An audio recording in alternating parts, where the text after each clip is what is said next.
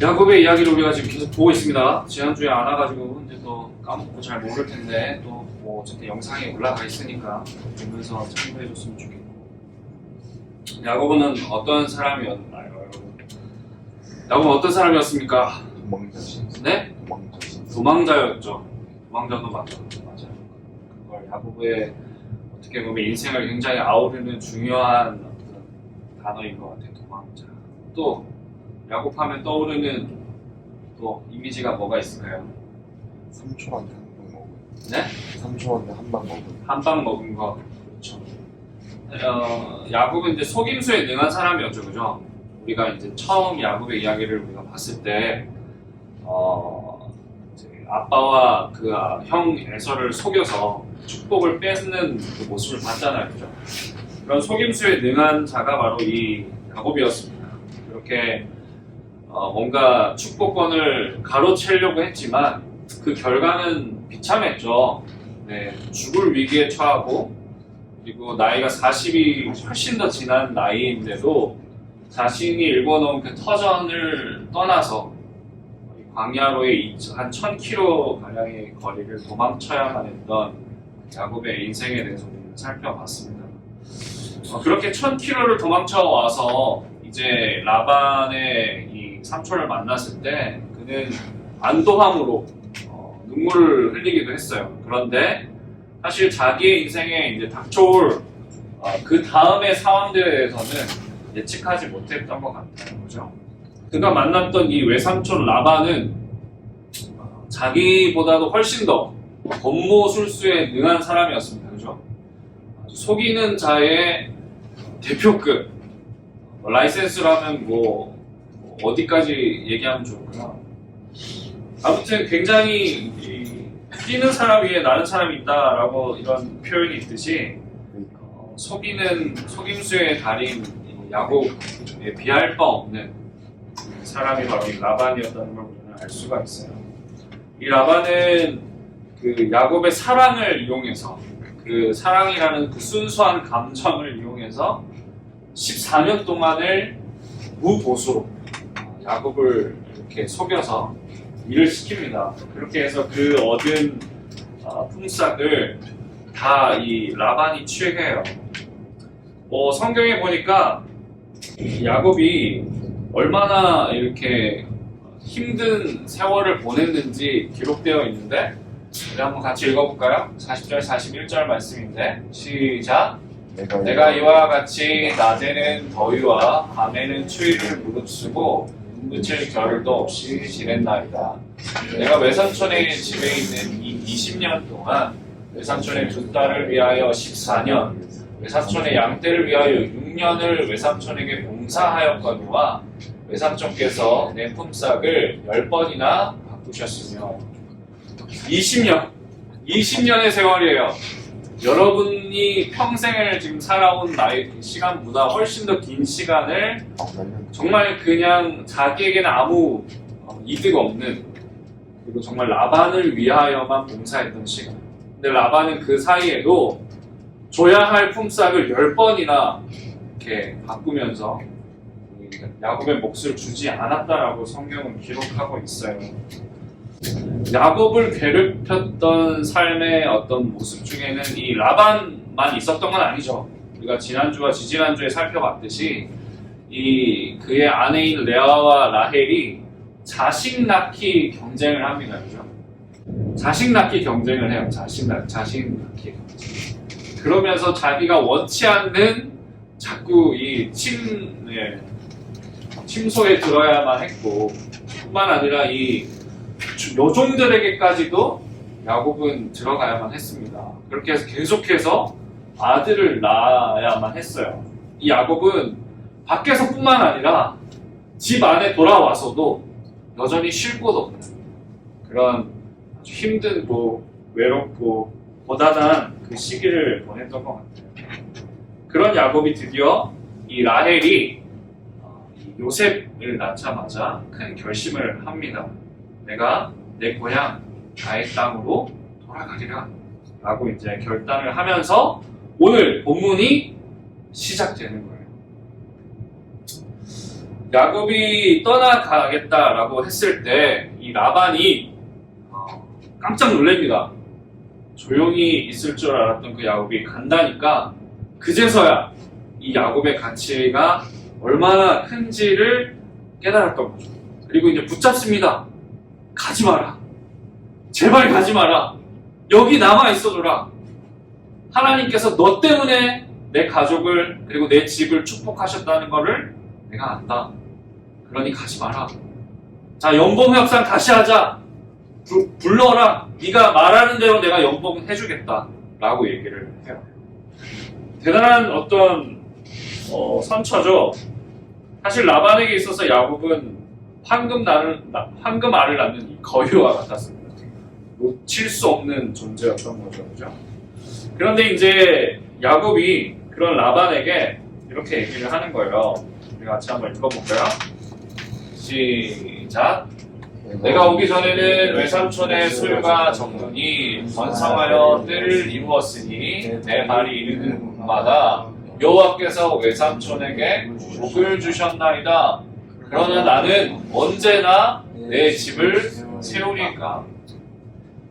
외삼촌, 당신은 제가 여기 처음 왔을 때 굉장히 가난했어요. 그런데 내가 20년 동안 당신을 위해서 봉사했고 또 하나님께서 나에게 복을 주셔서 당신이 지금 엄청난 부자가 되었습니다. 아마 가축이 정말 기하급수적으로 늘었던 것 같아요. 우리가 정말 예측할 수 없을 정도로 번성했던 것 같아요. 그런데 자신이 아무리 수고하고 밤새고 낮이고 그렇게 열심히 일해도 자신에게 돌아오는 것은 아무것도 없는 거죠. 그죠?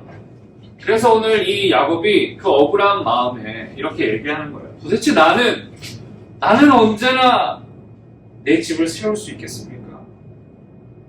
여기서 말하는 내 집은 이 야곱이 그동안 겪었던 그 결핍과 그 불안한 마음의 상징이었어요.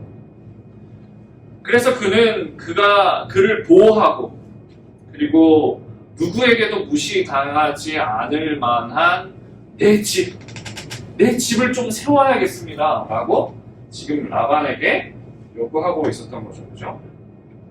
그리고 이제 야곱이 라반과 함께 재계약을 합니다. 재계약을 하는데 32절 말씀을 한번 우리 같이 볼게요. 시작. 오늘 내가 외삼촌의 양떼에 두루 다니며 그 양 중에 아롱진 것과 점 있는 것과 검은 것을 가려내며 또 염소 중에는 점 있는 것과 아롱진 것을 가려내리니 이 같은 것이 내 품삯이 되리이다. 이 보통 양 하면 어떤 이미지입니까, 여러분? 그리고 염소 하면 어떤 이미지예요? 양 어떤 이미지입니까? 네? 그렇죠. 지금 너가 입고 있는 그런 느낌이죠. 그죠? 흰색. 그리고 염소하면 어떤 흑염소라고 하죠. 아시죠? 검게 생긴 것이 염소의 일반적인 모습이에요. 그죠? 그런데 이제 여기 성경에 보면 야곱이 어떤 제안을 하고 있냐면 얼룩덜룩한 거. 그러니까 어떻게 보면 좀 유전자적으로 약간 이렇게 좀 잘못 태어난 애들이 있잖아요. 뭔가 지금 먹는 문제가 생긴 애들. 그런 애들만 내가 내 재산으로 가져가겠습니다. 라고 지금 이야기를 하고 있는 거예요. 그런데 여러분 이거 유전적으로 한 5%밖에 안 된다 그래요. 전체 어떤 것 중에서 그런 어떤 유전자를 갖고 나올 확률이 한 5% 정도 된대요.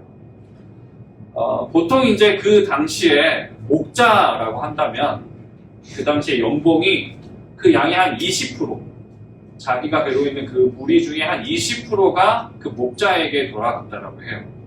그런데 지금 이 야곱이 원하고 있는 바는 5%가 안 되는 거예요. 5%. 왜 그랬을까? 왜 그랬을 것 같아요? 네? 5%.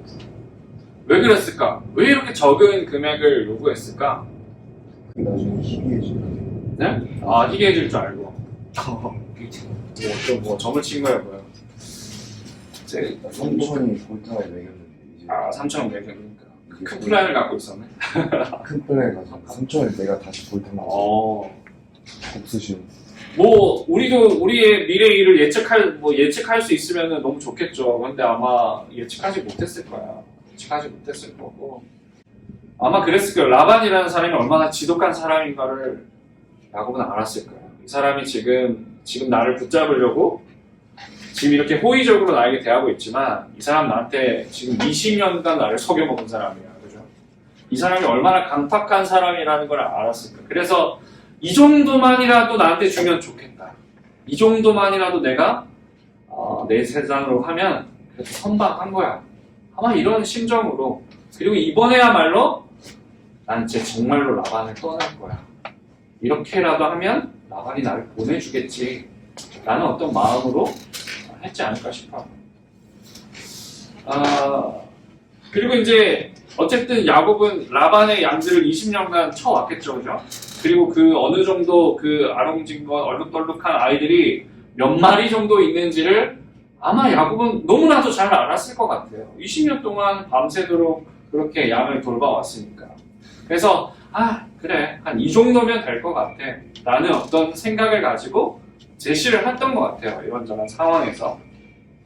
그런데 여러분 라반이 오케이 알겠다 하고 나서 이제 뒤돌아서서 어떤 짓을 벌이냐면 우리 34절부터 36절까지 말씀인데요. 우리 같이 한번 읽어보겠습니다. 시작. 라반이 이르되 내가 내 말대로 하리라 하고 그날에 그가 수염송 중 얼룩무늬 있는 것과 점 있는 것을 가리고 암염소 중 흰 바탕에 아롱진 것과 점 있는 것을 가리고 양쪽에 검은 것들을 가려서 자기 아들들의 손에 맡기고 자기와 야곱의 사이를 사흘 길을 뜨게 하였고 야곱은 라반의 남은 양떼를 치니라. 여러분 이 라반이 얼마나 대단한 사람인가를 볼 수 있어요. 오케이 하고 딜을 했어요. 야곱이랑 그렇게 하자. 내가 그렇게 줄게 해놓고 이제 그렇게 생긴 애들을 전부 다 누구한테 줘요? 자기 아들들한 손에 맡겨요. 그리고 나서 어떻게 하냐면 그렇지 않은 그 양 무리들, 염소 무리들과 사흘길을 뛰어나요. 사흘길을. 무슨 어떤 속셈이에요, 여러분? 안 주겠다는 거예요. 그리고 그런 가능성조차 없애겠다는 거 아니에요, 지금? 사흘길을 떨어졌대. 여러분 생각해보세요. 그래도 확률적으로 얼룩덜룩한 애들이 서로 이렇게 교배를 해야 그래도 확률적으로 5%라도 생기지 않겠어요? 그잖아요. 여러분 O형 아빠와 O형 엄마가 만났어요. 그럼 O형이 나올 수밖에 없어요. O형이 나올 수. 이게 유전자적으로 그런 확률이잖아요. 근데 사흘길을 뛰어넘는 거예요. 3일 가야만 만날 수 있는 거리로 벌려놓는 거죠. 그죠? 여러분.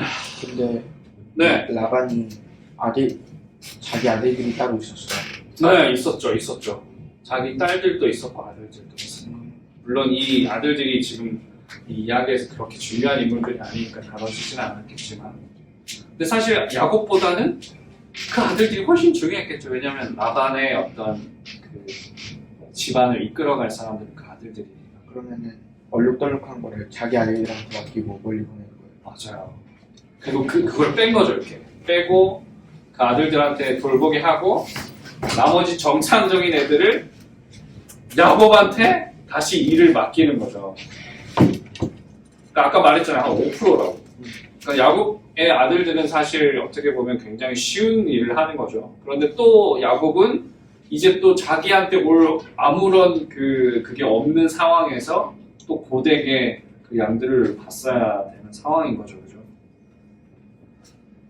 여러분, 야곱의 마음이 어땠을까요? 야곱의 마음이 어땠을까? 야곱의 마음이 어땠을까? 슬펐을 것 같아. 맞아요. 야곱의 마음이 어땠을 것 같아? 한우야.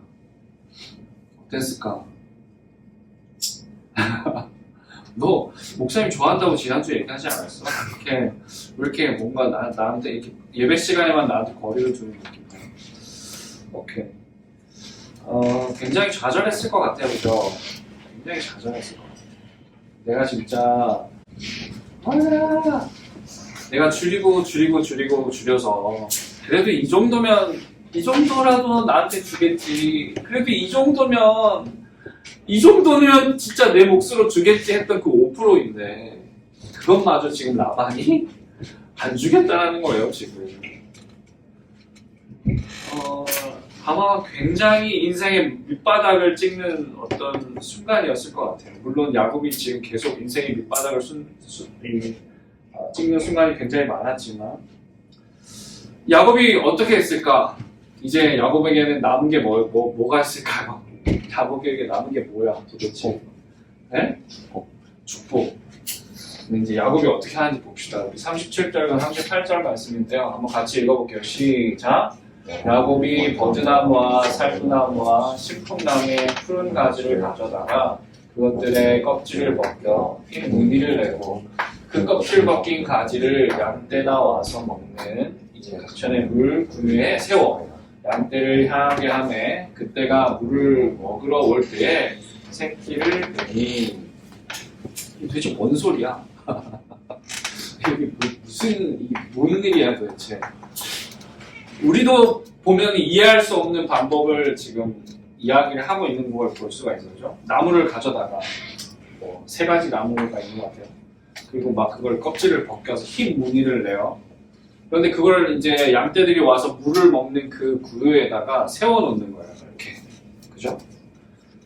여러분 이게 뭐였을까? 사실 오늘 성경에 보면 우리가 지난주도 여러분 합한채라는 거 기억해요? 합한채라는 걸 목사님이 잠깐 설명했었는데 기억합니까? 여러분 이 시대는 고대 금동이에요. 고대 금동. 진짜 수천 년 전의 이야기예요. 옛날에 그 고대 금동의 막 의학 같은 걸 보면 막 상처난 바위에 구더기를 올린다거나 이런 뭐 말도 안 되는 그게 근데 아주 그러니까 하이테크 놀려지. 그러니까 상처난 부위에 구더기 같은 거 올리고 이런 게 하이테크 놀려지였어요. 그러니까 고대 근동의 의학 뭐 이런 거였단 말이죠. 근데 여러분 이 미신이라는 거, 미신이라는 거 사실 오늘 요즘도 있잖아요. 뭐 대표적인 거 뭐 빨간 글씨로 이렇게 뭐 내 이름을 쓰면 되게 재수가 없다더라. 뭐 이런 거 있잖아요. 몰라요? 요즘 여러분한테 뭐가 있는지 모르겠지만 이런 미신 같은 게 거의 뭐랄까요? 진리처럼 여겨졌던 시대인 거예요. 고대 시대. 그러니까 아까 우리가 지난주에 봤던 합한채라는 그 식물, 약간 뭔가 사랑의 묘약이라고 여겼던 그 식물도 임신할 수 있는 되게 아주 중요한 역할을 하는 것으로 여겨졌어요. 굉장히 중요한 것으로. 하이테크놀로지. 여러분 오늘도 마찬가지잖아요. 여러분 이 샴푸를 쓰면 머리털이 자란다더라. 뭐 이런 거 있잖아요. 그죠? 그리고 이런 샴푸도 써보고 이런 음식도 먹어보고 근데 머리가 빠져요. 목소리 계속 머리가 빠지고 있거든요. 안 돼, 그죠? 이런 어떤 하이테크놀로지였다고요. 오늘 이 야곱이 쓰고 있는 이 방법 그 시대에 있어서 하이테크놀로지. 그러니까 굉장히 미신적인 것이었지만 그래도 이렇게 하면 뭔가가 이루어질 거라고 하는 어떤 되게 그 신빙성 있는 그 시대에 있어서는 진리와 같은 것이었다고요. 지금 야곱이 뭘 하고 있어요? 미신을 따라서 마지막 희망을 붙들고 있는 모습을 볼 수가 있는. 사실 아까 유다가 얘기했죠. 사실 그의 인생이 지금 정말 남은 게 없어 이제. 근데 유다가 말했듯이 사실은 하나님의 축복이, 하나님의 약속이 있었죠. 근데 이 야곱은 하나님의 축복과 하나님의 이 약속보다도 이 결정적인 순간에 여전히 자신의 지식과 경험, 그 세상적인 방법을 추구하고 있는 야곱의 모습을 우리는 볼 수가 있다는 겁니다. 자, 결과는 어땠을까요? 결과는 성경 한번 같이 볼까요? 43절이에요. 한번 같이 읽어봅시다. 시작. 이에 그 사람이 매우 번창하여 양떼와 유비와 낙타와 나귀가 많았더라. 여러분 뭔가 우리가 이것이 어떤 동화 같은 이야기라고 한다면 하나님이 야곱을 사랑하셨대. 근데 야곱은 하나님을 잃어버렸대. 지 멋대로 했대. 그래서 망했대. 이게 뭔가 이 동화의 스토리여야 되지 않아요? 그런데 오늘 성경에 보니까 그렇게 했대. 그런데 그 사람이 매우 번창하여 양떼와 노비와 낙타와 나귀가 많았더라 라고 성경이 기록하고 있어요. 자, 질문. 야곱의 인생은 성공한 겁니까? 실패한 겁니까? 야곱의 방법은 지금 성공한 거예요? 실패한 거예요? 어떻게 생각합니까? 성공했죠. 오늘 본문에서 굉장히 좀 낯선 단어가 등장하는데 그 단어가 뭐냐면 찾아낼 수 있겠어요, 혹시? 찾아내는 사람이 어떻게 그렇게 뭐라도 좀 낯선 부분이 있잖아요, 이 부분에. 그 사람이라는 표현이에요, 그 사람. 원래 이 스토리에 보면요, 계속 야곱이 어떻고 이렇게 이 야곱의 이름이 등장을 하죠, 그죠? 근데 꼭 이 본문에서만 야곱을 그 사람이라고 지칭하고 있어요. 세상적인 관점에서 봤을 때 야곱의 이 방법은 통했어요. 그리고 야곱이 성공을 거뒀어요. 아주 매우 그냥 번창한 게 아니라 매우 번창했다라고 성경이 기록하고 있어요. 그런데 성경의 시각으로 보면 지금 야곱의 이 행동은 하나님의 언약, 하나님의 약속, 그리고 하나님 앞에 나아가는 그 믿음과는 완전히 떨어져 있었던 방법이었던 거예요. 그래서 성경은요, 내 방법, 내 지혜로만 그 내 집을 세워가려고 하는, 그래서 하나님을 어떤 내 집을 짓는 주인이 아니라 어떤 내 집을 지어가는 재료로 혹은 망치로 사용하고 있는 이 야곱의 모습에 대해서 그 사람이라는 호칭으로 거리를 두고 있는 모습을 볼 수가 있다는 거예요. 여러분, 다시 한번 이제 오늘 이야기를 마무리하면서 다시 질문할 수 있었으면 좋겠어요. 아까 야곱이 그의 인생의 밑바닥을 찍는 그 순간, 정말 아무것도 이제 기대할 수 없고 소망할 수 없는 그 순간에 야곱이 할 수 있었던 한 가지가 뭐가 있었을까요? 야곱은 무엇을 할 수 있었을까요? 뭘 할 수 있었을까요? 사실 야곱은 하나님을 찾을 수 있었어요. 하나님께 나아가야 했어요. 하나님 도와달라고. 하나님 도대체 내 인생을 좀 살려달라고. 굽어봐 주달라고. 하나님, 난 너무 고단해요. 하나님, 나 너무 힘들어요. 앞이 보이지 않아요. 캄캄해요. 하나님, 저 어떡하면 좋습니까? 하나님 살아계시잖아요. 나한테 약속하셨잖아요. 하나님 나에게 복을 주시고 계시잖아요. 하나님, 내 인생이 변하는 게 없는데 어떡하죠? 아무런 소망이 보이지 않는데 어떡하죠? 하나님 좀 도와주세요. 라고 기도할 수 있었어야 했어요.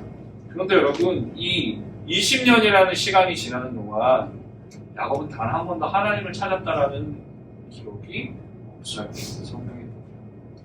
하나님께서 분명히 약속하셨고 그 인생을 돌보고 계신다라고 하셨지만 그 하나님은 그냥 나에게 복을 주시는 하나님 정도이지 내 곁에 계셔서 나를 돌아보시고 나를 바라봐 보시고 내 소리에 귀 기울이시는 그 하나님, 레아와 라헬이 고백했던 그 하나님, 나를 들으시고 나를 보시는 하나님, 그 하나님을 야곱은 생각하지 못했다는 거예요. 여러분, 우리도 이런 시기가 있죠.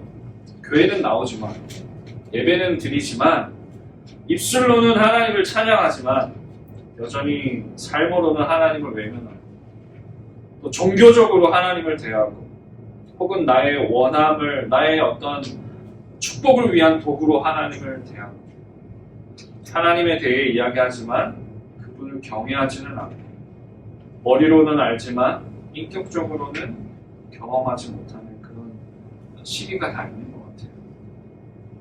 하나님께 기도하기보다는 여전히 순간순간 세상적인 방법을 찾는 우리에게도 야곱과 같은 그런 시기가 있다. 자, 그렇다면 하나님은 그런 우리를 어떻게 대하시는가? 하나님은 그런 우리에게 어떻게 일하고 계시는가? 야곱을 한번 봤으면 좋겠어요. 야곱의 인생 가운데 하나님이 그냥 내버려 두셨나요? 사실 잘 살펴보면 그 비참한 인생 가운데 그리고 막 엉망진창인 그 인생 가운데 하나님께서 그 가정을 돌보시고 그 가정을 회복하시고 그의 인생을 회복해 가시는 걸 볼 수가 있습니다.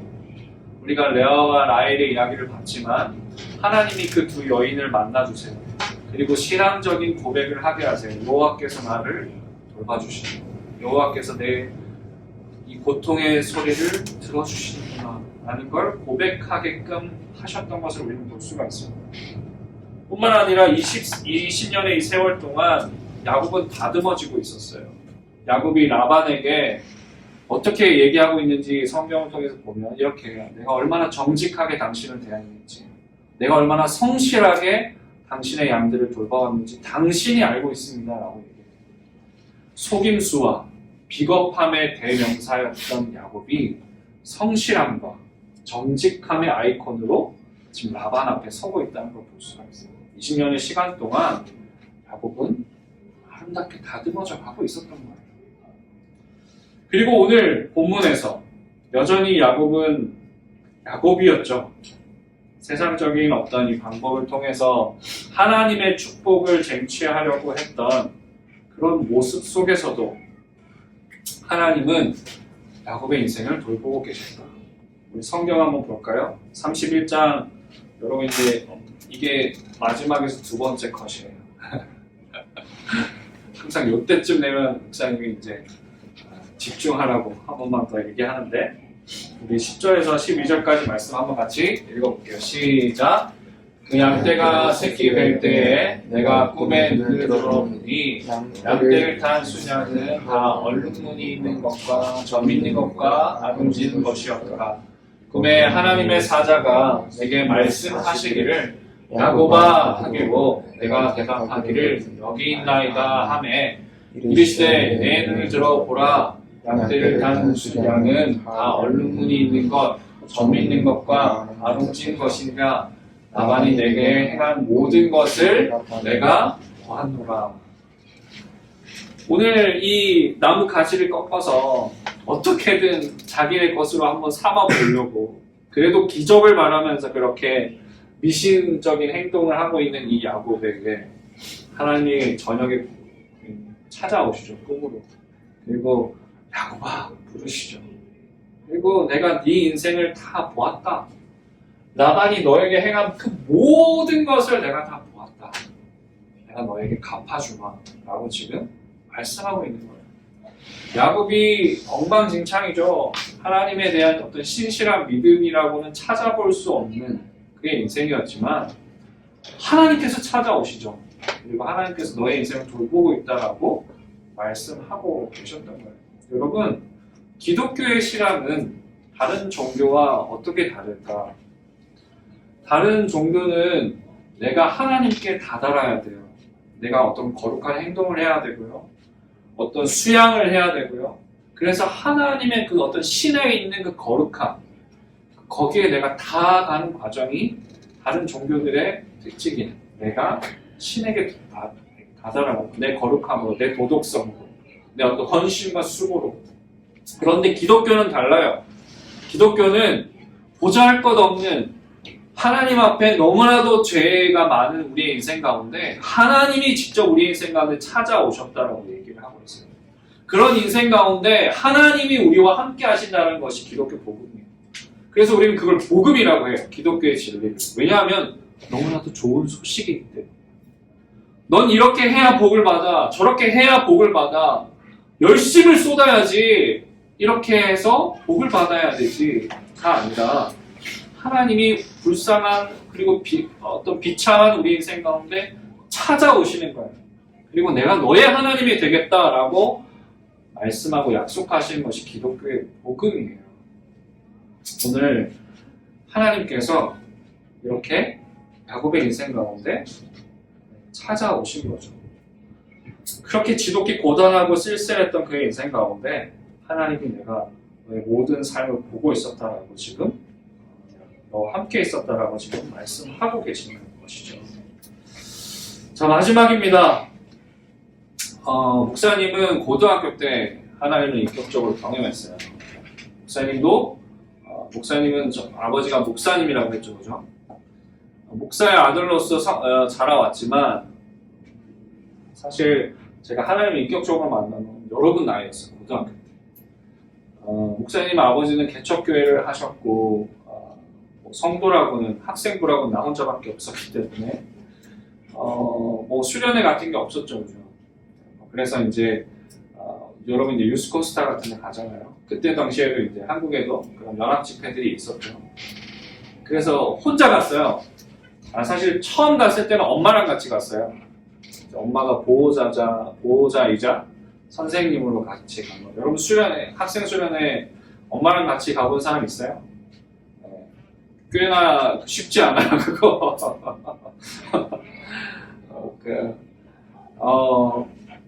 어쨌든 저는 거기서 하나님을 경험했습니다. 네, 처음으로 이제 하나님을 인격적으로 만나는 그런 시간이 있었어요. 물론 이제 그 전에는 그게 뭔지도 잘 몰랐죠. 근데 이제 알게 되는 그 한 가지가 뭐였냐면 그렇게 울었어요. 이게 어떤 내가 감정적으로 어떤 뭔가가 목사님의 설교가 되게 감동적이고 그래서 울었던 게 아니라 예전에는 느껴지지 않았거든요. 이 하나님의 말씀이 어떤 내 인생 가운데 뭐 큰 의미가 있지 않은 것 같고, 뭐 대단한 어떤 그 하나님으로 이렇게 보여지지 않았는데 그런 게 보이기 시작하는 거예요. 내 삶에 대한 그 하나님의 돌보심이나 개척교회 아들로 태어나서 일주일에 고등학생인데 일주일에 용돈이 1,000원밖에 없는 이런 뭔가 누가 보면 굉장히 비참한 그런 삶이었지만 하나님께서 내 인생이 얼마나 존귀하고 나를 향하신 하나님의 그 계획과 사랑이 얼마나 큰지를 보게 되는 거죠. 그리고 또 한 가지는 지난번 두 거울이라고 했지만 내가 얼마나 하나님 앞에 죄를 범하며 살았는가, 내가 하나님에 대해서 얼마나 하나님을 무시했는가, 또 하나님을 얼마나 보잘것없이 대했는가, 이런 것들에 대해서 깨닫기 시작해지면서 펑펑 울었던 것 같아요. 그 한 4일, 5일 되는 그 집회 가운데 매번 그렇게 울면서 기도했어요. 여러분, 왜 이렇게 눈물을 흘리게 될까요? 하나님을 인격적으로 만날 때 나는 하나님을 개떡같이 믿었어요. 진짜 하나님을 개떡같이 다루는데 하나님이 여전히 나를 너무나도 존귀하게 여기시는 거예요. 너를 너무나도 귀하게 여기시는 거예요.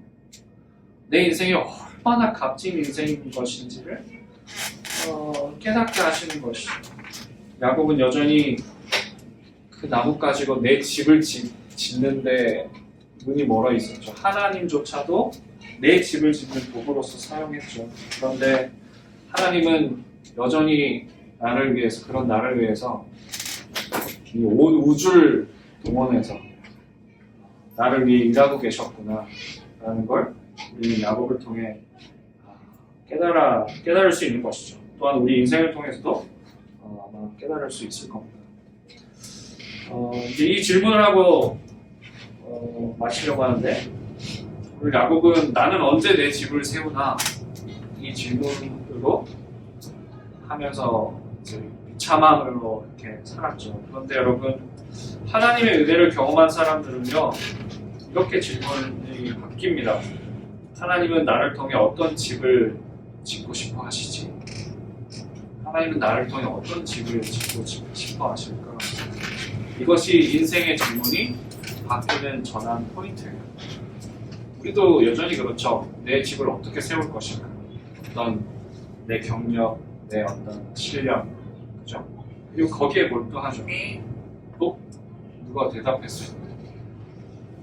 그러나 하나님을 만난 사람들은 야곱의 인생 가운데 우리는 하나님이 야곱의 인생을 통해서 어떤 집을 지어 가시는지를 주목할 수 있어야죠.